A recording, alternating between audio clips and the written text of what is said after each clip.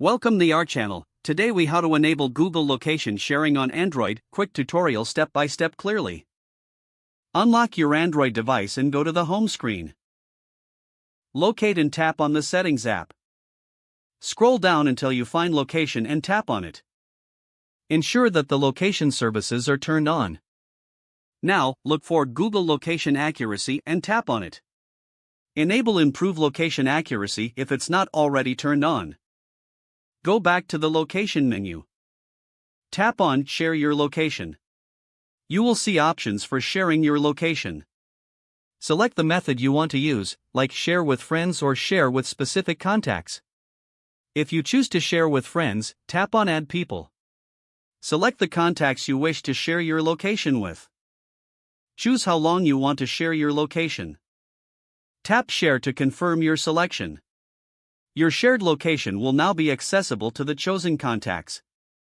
You can stop sharing at any time by returning to this menu. Simply tap on the contact's name and select Stop Sharing.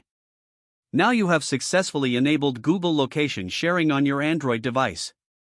If the page does not load, refresh the browser or try again in a private or incognito window. Make sure you are using the correct email address, then retype it carefully to avoid small typos. If your password is not accepted, use the Reset option and create a new strong password you can remember.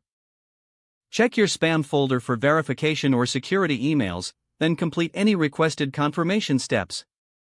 Enable two-factor authentication if available to improve account security and reduce unauthorized access risk.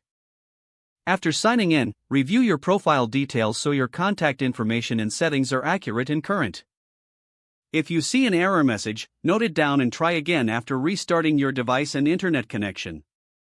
Log out when you finish, especially on shared devices, to keep your account and payment information secure.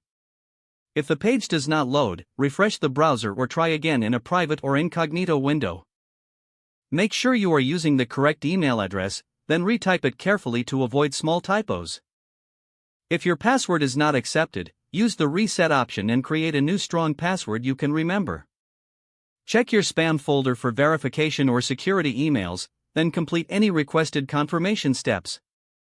Enable two-factor authentication if available to improve account security and reduce unauthorized. After signing in, review your profile details so your contact information and settings are accurate and current. Don't forget to like this video and subscribe to our channel for more step-by-step tech guides.